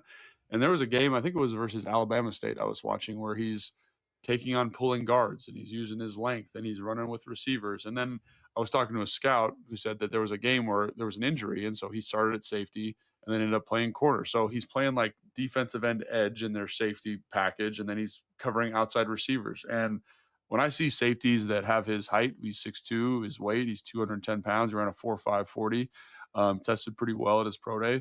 Like I see that and I'm like, that's a guy that I want to take a shot on. And when you look at the body types of the guys they brought in to play linebacker safety, Kane, 6'3", 225, Dominique Hampton, 6'3 and a half. We'll see what he weighs after his linebacker conversion redshirt year, where he was told to eat a lot of protein and lift a lot of weights. Yeah, like Jeremy McGee, same type of deal, right? McGee, 6'3". Yeah. Jeremy McGee's the guy I played with in college. Jordan McGee. Shout out to him.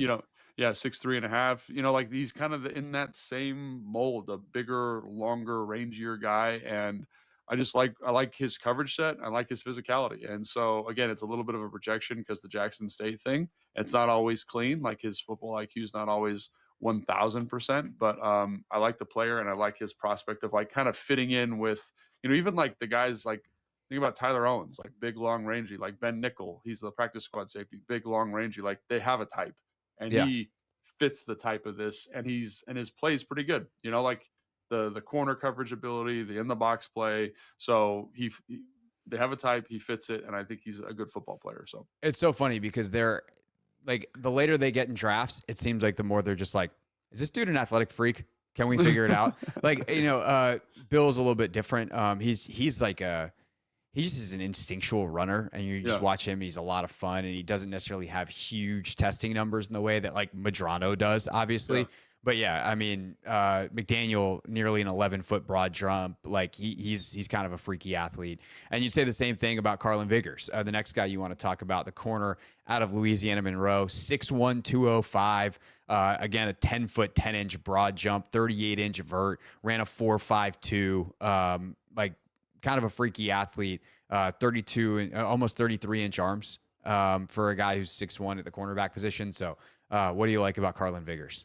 Yeah, so I only watched one game for him. It was the Texas game. So he's going up against Isaiah Bond and Matthew Golden and all these guys, and he looked excellent. He looked like a guy who should have been drafted. And again, I didn't watch all his games, but when you leave that game, you're kind of like, man, this guy's pretty good. Like they played a little bit of cover 3, did a great job staying over top, kind of keeping everything in front of him, running with Isaiah Bond, running with Matthew Golden. He had some man-to-man downs where he's up, pressing guys, keeping good leverage. He seems to track the football pretty well. I think the one thing that jumped out to me is he's not a killer when it comes to tackling. And I don't need my corners to be absolute murderers, but I need them to be okay and like willing to do it. He seemed like he was a little bit disinterested in it. So that'll be interesting to see when he gets to camp. And again, like I watched one game, so maybe he's, like Dick Butkus in the other games, who knows? But he struck me as a guy who kind of, if they were still playing a heavy cover 3 team, I'd be like, man, he's going to make the team for sure. So it'll be interesting to see him because again, his zone, his feel and zone, I thought was really good. I thought he did a great job in man-to-man coverage too, but I want to see him do that more versus NFL top-flight receivers. But the Texas game was excellent. And again, I came out of that game being like, why didn't this dude get drafted? Again, one game does not tell a complete story, but liked him a lot, liked what he brings from a measurement athlete kind of standpoint. And the film was good, the game that I watched. So again, that's why he's on the list of kind of guys to keep an eye on. I think both these guys got a shot. Obviously they're running in the outside lane. It's going to be tough for them, but I think they both got a shot to make the team. Yeah, and those are the kind of guys too that can they make the team as special teamers? Yeah, and, I think that's exactly right. Tyler Owens and some of the other guys that made it as UDFAs last year. Colson Yankoff on the offensive side, like he made it. Yeah, Colson showed some things on offense, made a couple of plays here and there, but like dude's a special teams demon. And considering how much they value that, that they think that is a part of the game that they can have an advantage over other teams in, that's going to matter because you just need those guys that are cheap at the end of roster that maybe have some developmental upside but can give you something right now. And especially I think in a class draft wise. Now, again, they kept 11 last year, 2024 draft or 2024 rookies, I should say, between their 9 draftees and then Owens and Yankoff. They've only got 5 draftees this year. So it seems like there might be some UDFA spots available, but we'll see. Last guy we're going to highlight, Ja'Cory Brooks. He's a really interesting story. Wide receiver out of Louisville, and very much profile-wise, the opposite of McDaniel and Vigors. Like, this is a guy that does not test really well. In fact, his testing is kind of worrisome, which is probably why he goes undrafted. But his production is crazy. He was a 5-star recruit, went to Alabama, had an okay time at Alabama, goes to Louisville last year, and he's Tyler Shook's favorite target, has a 1,000-yard receiving season at Louisville. Even though he, again, ran a 4.65 at his pro day, he had 20 catches of 20 yards or more in 2024. That's third in Power 4 players, or amongst Power 4 players, only behind Travis Hunter and Matthew Golden. So production-wise, this dude's got it. Testing-wise, not so much. What do we think of Ja'Cory Brooks? Yeah, dude, watching his cut-ups, like watching his targets, so all the routes that he ran at Louisville, I'm like, man, this guy's pretty good at football. You know what I mean? Like, it shows up. Like, the way he tracks the football is high level. Like, I think it was versus Pittsburgh. He has this play where the DB kind of pulls him down. So he's looking over his left shoulder to catch the ball. The DB pulls him down. He does a complete 180. So he's not looking at the ball. He's looking at the ground. He somehow gets his eyes back up in time and makes a diving catch. And then he has a bunch of like these posts where he's catching the ball away from him. He just has really good ball skills, instincts to the football, tracks the football well. He's got a nice short area quickness. Reminds me like a little bit of like Stevie Johnson. Remember the guy that used to play for the Bills, like a taller, longer frame that's pretty good short area. And so for the receiver stuff, I think you say, oh man, that's pretty good. But then you see him catch the ball in the open field, and he's the kind of guy that's like looking behind him because he's not the fastest guy in the world. And, he ran a 4.65 at his pro day. So not super explosive, but long arms, good, really good catch radius, That's like, if I was going to say something that's like his superpower, that's what I would kind of designate there as his skill set. The way he catches and tracks the football is high level, and his short area burst is pretty solid. So again, there are limitations to him athletically, but I think he's a guy that's going to flash a little bit and maybe be able to carve out a spot for himself as like that 6th, 7th kind of wideout role. Yeah, he blocked a punt multiple years when he was at Alabama, so he's He's got some experience, which matters. And, the testing numbers are interesting, especially you start reading up the profile in the Beast that Dane wrote up on him. And under weaknesses, Dane's doesn't have a fifth gear.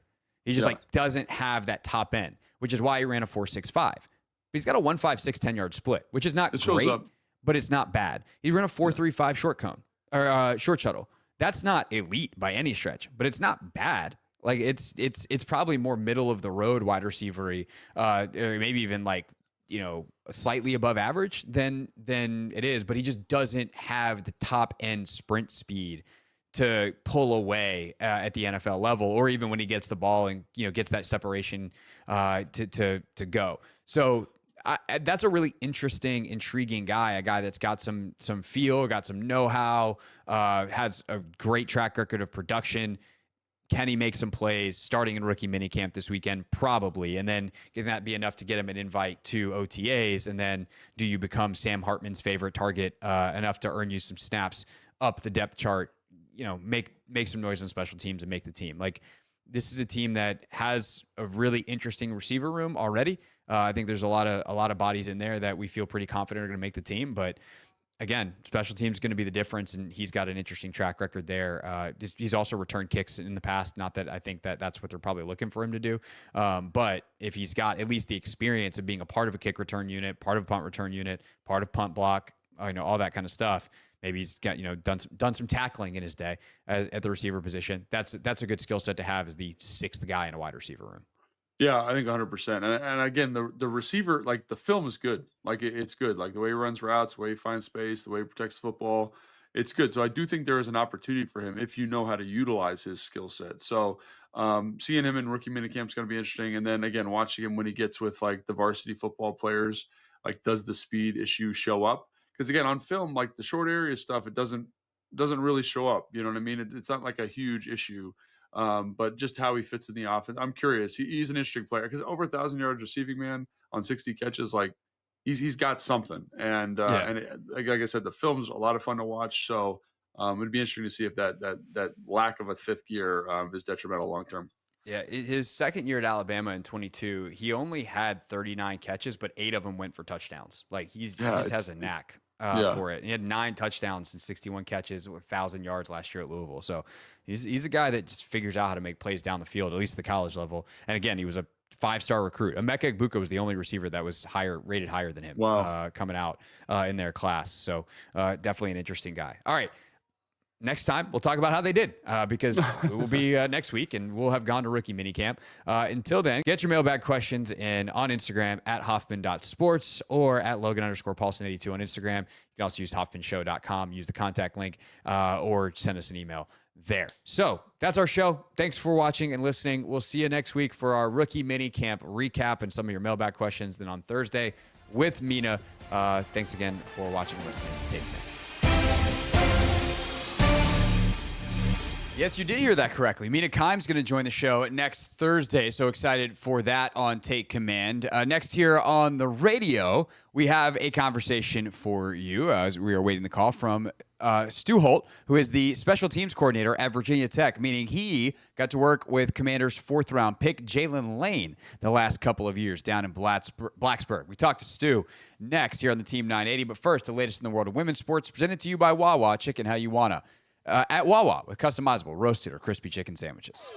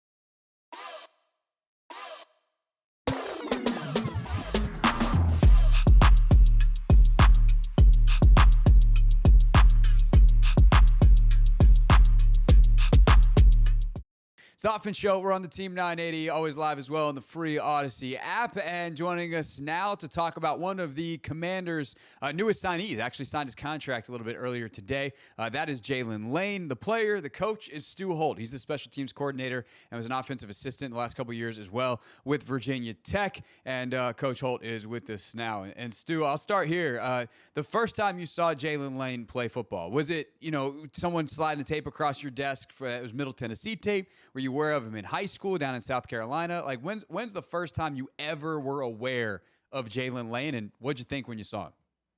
I first became aware when I saw the film from Middle Tennessee, and I knew Coach Stockstill pretty well over there at Middle, and so they had great things to say about him. Obviously, his film kind of spoke for itself. And got a chance to watch him, play receiver and return kicks, and just knew that he was a dynamic guy and knew that he was a guy that was going to make us better. So you get him in, and did you know immediately, like, all right, this guy's going to be a punt returner? You know how to use him offensively, or did it take a second? Because he's such a unique weapon. I mean, his testing numbers are crazy. So did it take a second to figure out just what to do with a guy like that? Yeah, well, the easy part is, you want the ball in his hands. Right. So you know that you got to figure out, how many different ways can we get the ball in his hands. It was probably a little bit easier. The kicking stuff is easy to figure out. You just got to get him in there, and he competed with we had a returning guy at punt return, Tucker Holloway, who had a great year for us the year before. So that was a competition, but also, the part was like, man, let's get both these guys on the field. Let's get them both back there. And so we toyed around with that, and then unfortunately Tucker got injured. We knew Jaylin. We wanted him to get really comfortable in the offense. We wanted him to really feel like he was ready to roll offensively, because we knew we needed him as a weapon there. And then we brought the punt return stuff, came later on. And, and then once he started there, once he got rolling, catching punts, that was it. He was playing extremely well. I don't know that I've been around a guy that has the guts that he has fielding the football. I mean, he's excellent at it, and he truly believes every chance he gets with the ball in his hands on a punt return that he's going to score, and he's got a great chance to do that. Stu Holt, the special teams coordinator with Virginia Tech, with us here on the Hoffman Show. There's a couple things you said there, Stu, that I think stand out, especially to Commanders fans that might be listening, because this is a program in Washington that Dan Quinn has built on competition. What is it like? Who is Jaylin the competitor? Because you said he wasn't afraid of competition, not afraid. Hey, let's get him and the other kid back there together, and it seems like Jaylin embraced that. Like, when did you know, like, oh, this guy's not just like a 4'3" really special athlete on tape? Like, this is a special, different kind of kid as a human being. Well, his father is a very very strong high school coach, very good coach. Has won a ton of games. That's what Jaylin's been raised around. He's been raised right. Mom and dad are just tremendous people, and he knew that. I think from an early age that, hey, I got to go get it. I got to go earn it. And so, he's a mature guy. He's certainly has, all of his, he's really, really squared away off the field. And so when he came in, we're like, hey, this is, this is where we're at. And he was just hit the ground running. I mean, from day one was a consistent, probably the best way I can put it for the NFL and what I think is gonna help him the most is he is consistent every day. He brings it every day. He practices extremely hard every day, and has a great attitude. Teammates love him. Tries to help his teammates, anywhere needed. So he's just a guy that is unique in a lot of really good ways. Sounds like they put the commander tag on him, is what they call it up here, a guy that is like that. Offensively, y'all had, I think, is an interesting offensive to look at with NFL eyes, schematically, and what you guys do down there. So the projection, I think, for a lot of teams might have been, it's a projection as opposed to some more straight line type of evaluation. What do you think he can be offensively, though, at the NFL level? We know he was the number one punt returner on the Commanders board, but like as a receiver, right, what can he do that you saw and that you think he might even be capable of more? He is a really tough matchup. Wherever you put him, field, boundary, wherever you decide to put him in the offensive set, he's going to make it really difficult. If he's against, he can go against any corner that he's matched against that I've seen. Then you start putting him against a bigger body, they're going to struggle, covering him in space. If he gets matched up with a linebacker at the second level, he's strong, very explosive. It's going to be really difficult for those guys, to bully him, so to speak. So I just feel like he has the stature and the skill set, to get open. And then once he gets open, he's got great hands. He's going to catch a football. He's very tough. Certainly played physical in the run game and the passing game. So, I mean, I think Washington made an outstanding pick. I mean, I think that really the sky's the limit for Jaylin. Stu Holt with us for another minute here on the Hoffman Show. He's a special teams coordinator down at Virginia Tech, also helps on their offensive staff. And the other question I wanted to ask you, Stu, is it's on some level like a bigger picture question with the current state of college football. You have all these transfer kids coming in, which I'd imagine changes a little bit how you guys have to coach, because you're not going to have guys year over year over year.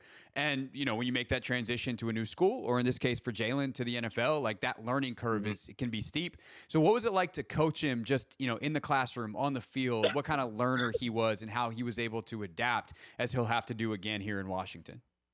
Yeah, I think we're fortunate, we play at the highest level of college football. So we're able to get guys that have played really well in the group of five, possibly at other places in the Power Four. Excuse me. And so we're able to get those guys in the classroom when they're on their visit, go through the film. The good thing about having an older guy, when you sit down with Jaylin and we got a chance to watch college film with him, he's got that knowledge base. I think from his upbringing, from his father certainly, but also playing in a really pass friendly system at Middle Tennessee. So you could talk through route trees, you could talk through concepts, you could talk through coverage. You know, it was very evident with him early on that he understood it frontwards and backwards. And so that made his transition here really smooth. You know, and then you put the skill set on top of it and his work ethic. And there's really not, I mean, I really struggle to find anything negative to say about Jaylin, and in particular his preparation.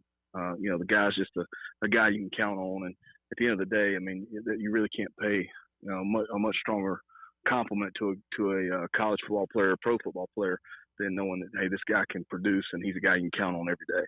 Stu Holt, special teams coordinator, offensive assistant down at Virginia Tech. Coach, we really appreciate the time here on a Friday. Have a great weekend, and maybe we'll talk to you down the line. Man, appreciate you having me on, and have a great weekend.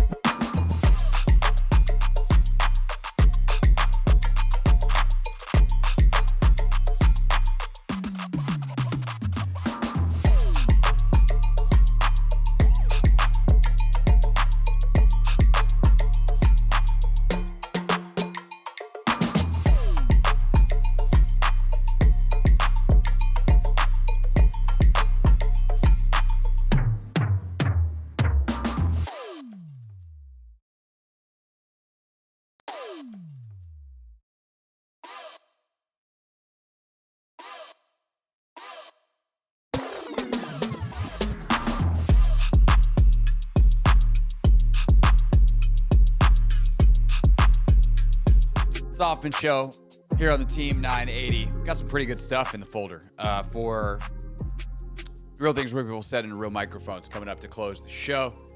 Anthony, I feel like I'm a car who's running out of fuel. I'm like, can we get this thing home? Can we get to the petrol station? I know exactly what to do next segment to get us there. I think I know what you're saying. We had a funny moment, by the way. Peel back curtain real quick. One of the things that we've had in the folder for a couple days for real things is this really funny interview Michael Penix gave about his do-rag. And Anthony is someone who wears a do-rag with frequency, including right now, which you know if you're watching us on YouTube. Nice royal purple. That's the number one go-to. How many do-rags do you have? Like what's in the rotation? In the rotation? Yeah, I guess black, those are different questions. Purple, white. Those are the ones in rotation. Yeah. I do have a green one. I have a red one. And then I have another black one that I wear when I wash my hair in the shower. Okay. So that's rotation and out of rotation. But Michael Penix talked about it. And so I sit down in my chair in the break and I go, Anthony, I got an important question for you. And Anthony, without missing a beat, goes, is it do-rag related? And I go, no. What should Rachel and I have for dinner? I wanted to know. I was outsourcing because Anthony, when you're old and married one day, that is the bane of your existence as a couple, is figuring out what you want for dinner. Yeah. There's times that I go, hey, Rachel, and she goes, don't look at me. Don't you dare ask me. I'm like, but I want you to be involved in the decision. Don't ask me. Like, okay. Do you want me to make dinner appear? Yes. Okay. Got it. Got it. Let me scroll on takeout options. Let me see what we got in the fridge. Whatever. So I was trying to outsource that decision. You weren't unhelpful. But the problem is like then it's a guessing game. Because I could just order some stuff, and then if Rachel's like, I don't want that, then I'm in trouble. Not in trouble. She would be like, thank you for trying, but that's not what I want. Anyway, the point is, if anybody knows what I should have for dinner, leave a comment in the YouTube chat. All right. Tonight, to watch along with dinner, you have Cavs and Pacers, Anthony. Cavs and Pacers. The Cleveland Cavaliers are down 2-0 in the series, despite the fact that they've had two of those games, 2 of 2 at home, and they were a 64-win team in the regular season. They part of this is injury, and I think that should be said, right? Like, part of this is Darius Garland hasn't played. Evan Mobley missed game 2. DeAndre Hunter missed game 2. As tip-off is less than an hour away, is it as simple as this comes down to do they get those guys back or not? Because if that's the case, let's see, where are we at? Game 3. Have you seen a final injury report from Game 3? I have not. I'm waiting. I even have ESPN up right now, and they haven't said anything. So I'm like, yeah, I don't know. I have not either seen it because I know that. I mean, we know that Garland is out, but Hunter's listed as day-to-day. This is the latest on the official injury report. Hunter's listed day-to-day. Mobley's listed day-to-day. So unless there's a new update on Garland, he's probably still out. But if they can get Hunter and Mobley back, like, they can compete in the series. If they're down all 3 of those guys and they have to win 4 of 5 games, including 3 on the road, number 1 seed's going home, bro. Like, Indiana's too good. They're too together. They have such a distinct identity. They know they're confident. It's everything you want in a playoff series, plus a 2-0 lead. Yeah, and the thing is, like, we saw Donovan Mitchell run out of steam last game, and it takes, being in that position to be able to withstand that. But I think the Pacers have too much. They play together. And actually, Anthony, I'm gonna cut you off real quick because I just saw another update. Clicked on a couple more things. Garland expected to play in Game 3, so that's according to Shams. And then Mobley participated in morning shoot-around. And then Hunter present at shoot-around, but we'll see if he ultimately plays. So it looks like at the very least they're going to get Garland back. Yeah, if you get Garland back, I think you're good. Like, again, you were missing 21 points and like 5 or 6 assists a game with his absence the last 2 games. So I think on the offensive side of the ball, they'll be good. Defensively, they were pretty good through 3 quarters. I mean, it wasn't until the 4th quarter where the Pacers got loose a little bit. But I think defensively, which has been the Cavs' identity all season long, they were good, but they needed a little bit more. Donovan Mitchell needed a little bit more help. So I think with Garland, they win game 3. But here's the question. Uh-oh. Garland's been out for a little bit here. Just because he's back doesn't mean he's Darius Garland, all-star, borderline all-star level player. Like, I don't know what he is. Like, he's got a toe injury. Like, if he's not and this is a guy whose game is predicated on quickness and burst and jigginess, and like, it's hard to do that when you got a toe injury. And so we'll see. I mean, and like, by the way, I shouldn't even give this the time of the day, but like, he's Stephen A. Smith. Stephen A. Smith being like, this guy's not tough enough. He's not playing. Shut up. You're the worst. You just like have respect for people. What is wrong with you? Like, just stop. Please stop doing this job. Run for president, lose by a million bajillion votes, and then retire. Because you're done being smart on TV if you ever were. Anyway, yeah. Can they win? Absolutely. They're a 64-win team. They're great. But I would just say, everyone's back. Things are fine. Nah, that's not how injuries work, because guys need to redevelop a rhythm. And it's one thing to readjust to a regular season pace, but readjusting to a playoff pace and playoff fitness, that is a jolt to the system. So it's going to be interesting to watch tonight. I still think Denver's going to push this thing out to at least 6 games. So that means they get one of the next 2. Now, if they get this one and they're up 2-1, like, what does that do to Oklahoma City? I don't think that team, even though they're young, I don't sense that's a group that's going to panic. But I definitely look for them to bounce back tonight after they got absolutely dump trucked in game 2.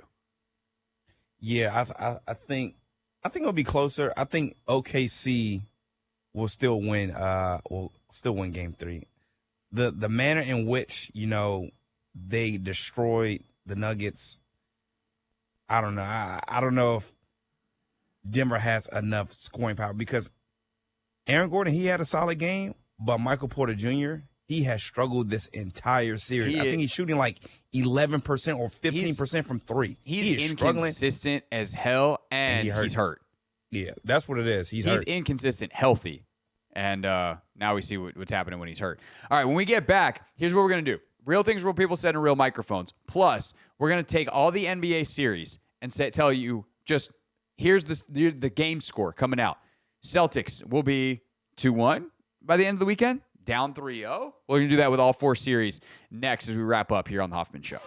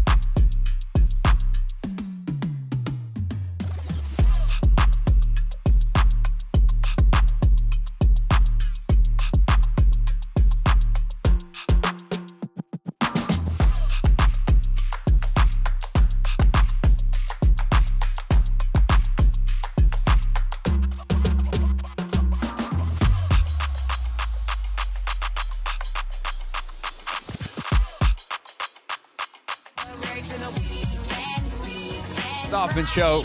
Looking forward to the weekend here on the Team 980.